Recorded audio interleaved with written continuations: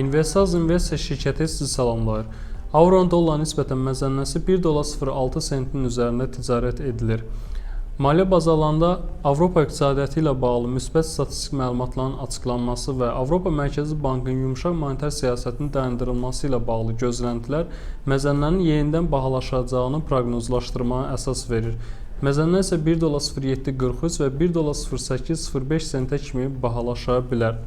Əlvan metallar bazarlarında da qızılın qiyməti bahalaşmaqda davam edir. Artıq 1255 dollara kimi bahalaşan qızılın bir unsiya üzrə qiyməti 1261 və 1280 dollar kimi də bahalaşa biləcəyi proqnozlaşdırılır.